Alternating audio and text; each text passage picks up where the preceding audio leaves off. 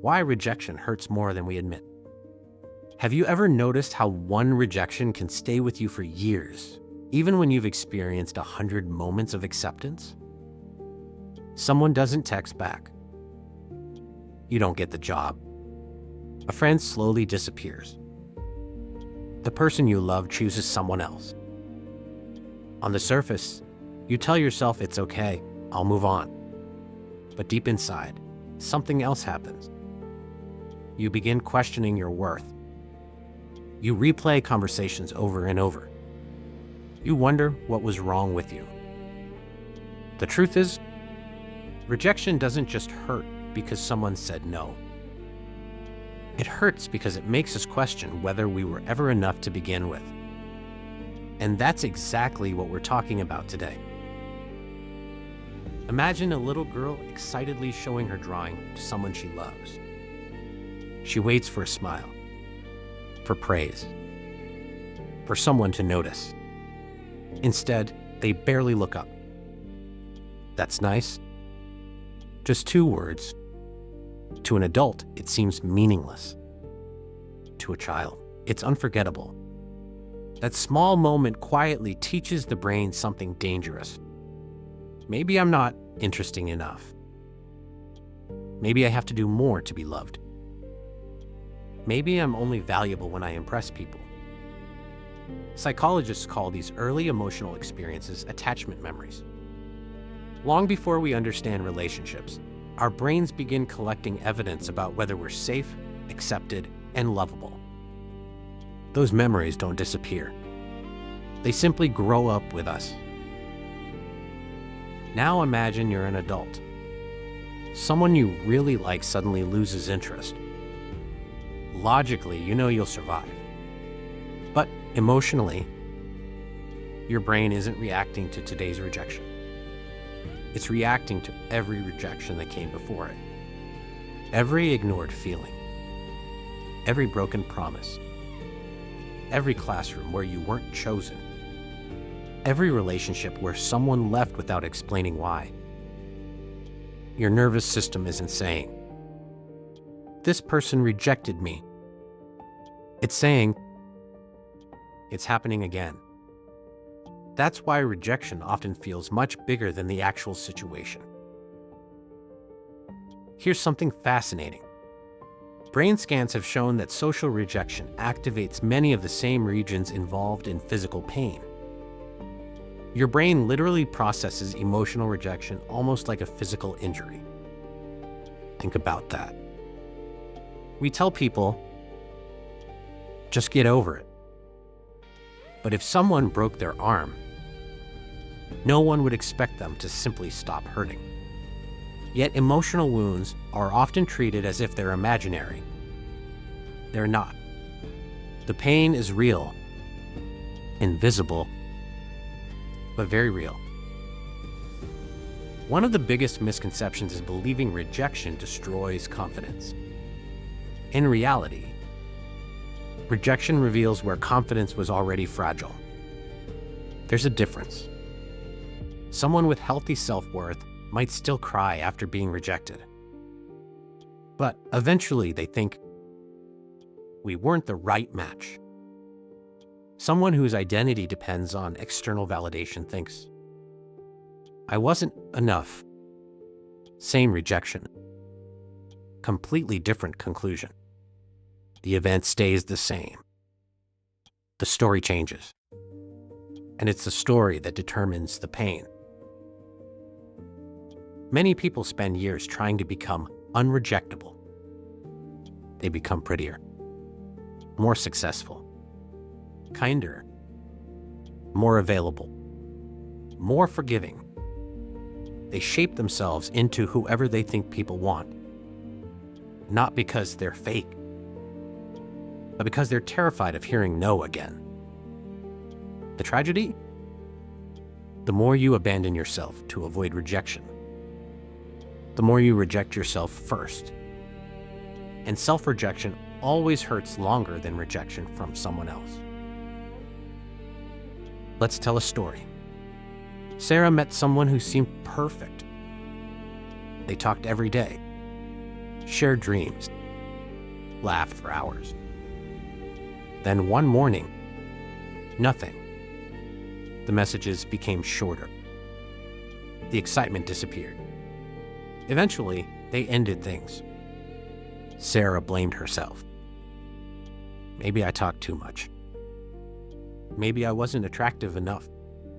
Maybe I asked for too much. For months, she searched for answers. Until one therapist asked her a simple question. What if their decision says more about their readiness than your worth? That question changed everything. Because rejection often tells us more about compatibility than value. Not everyone who walks away is making a statement about who you are. Sometimes they're simply revealing who they are. Another reason rejection hurts so deeply is because our brains crave certainty. Humans hate unanswered questions. That's why ghosting can feel worse than an honest breakup. The silence creates endless possibilities. Maybe they met someone else. Maybe they're angry. Maybe they're coming back. Maybe I ruined everything. Without closure. The brain keeps searching. Again. And again. And again. Sometimes we aren't attached to the person anymore. We're attached to finding an explanation. Social media has quietly made rejection even harder. Years ago, when relationships ended, people disappeared from your daily life. Today, you watch them laughing, traveling, posting pictures, looking happy. Every photo becomes another opportunity to compare yourself. Your healing competes against constant reminders. No wonder moving on feels more difficult than it used to. Sometimes the healthiest thing you can do isn't getting answers. It's creating distance. Healing requires silence, not surveillance. Here's another uncomfortable truth. Some people become addicted to chasing people who reject them. Why? Because the human brain values scarce rewards. It's called intermittent reinforcement. It's the same psychological principle behind gambling.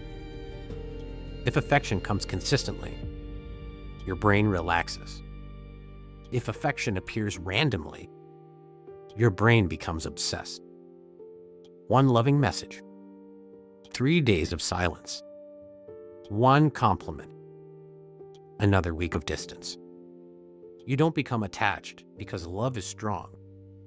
You become attached because uncertainty is addictive. That's why emotionally unavailable people can seem impossible to forget. Not because they're your soulmate. Because your brain mistakes unpredictability for importance. The healthiest people don't experience less rejection. They simply interpret it differently. They understand something powerful. Rejection is information, not identity. It tells you where something didn't fit. It doesn't define your value. Imagine trying on shoes. If they don't fit, you don't assume your feet are broken. You simply find another pair. Relationships work the same way. Compatibility isn't proof of worth. It's proof of fit. Healing from rejection begins with changing one habit. Stop asking, why wasn't I enough? Start asking, what am I making this rejection mean about myself? That single question exposes the real wound. Because most emotional pain isn't created by events. It's created by the meaning we attach to those events. And meanings can change. One day, you'll look back at someone who rejected you and realize something surprising. Their no wasn't the end of your story. It redirected it. Some of the happiest relationships begin because another one ended. Some of the strongest people exist because rejection forced them to discover who they were without someone else's approval. Sometimes rejection isn't life closing a door. Sometimes it's life refusing to let you settle for a room that was never meant to be yours. And maybe, just maybe, the greatest relationship you'll ever build is the one where your self-worth no longer depends on someone else's decision. Because the moment you stop measuring your value by who stays, you finally become someone who can never truly be rejected. If this video made you see rejection differently, consider subscribing to The Hard Truth for more psychology-based insights into love, relationships, and human behavior. And before you go, ask yourself this: how many of your biggest emotional wounds came from being rejected? And how many came from believing that rejection meant you weren't enough?